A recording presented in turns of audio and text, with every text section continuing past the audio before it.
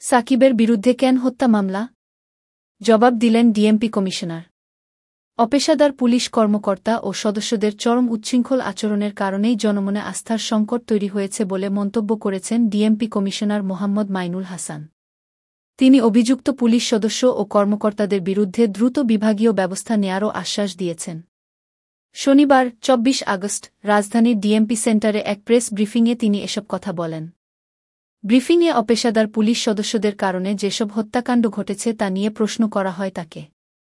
উত্তরে তিনি বলেন, অনেকের নামে মামলা দায়ের হয়েছে আর আইনগত বিষয়টি চলমান প্রক্রিয়া।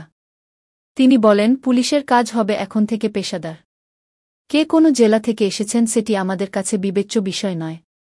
তিনি আরও বলেন, আন্দোলনে অনেকে লাইসেন্সকৃত অস্ত্র দিয়ে অভ্যুত্থান দমনের অপচেষ্টা করেছেন। সেগুলো খুঁজে বের করার চেষ্টা চলছে।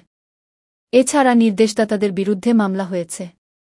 ডিএমপি কমিশনার বলেন, বৈষম্যবিরোধী ছাত্র আন্দোলনে রাজধানীর ৫০টি থানার মধ্যে ২২টি পুড়েছে, অনেক পুলিশ আহত হয়েছে।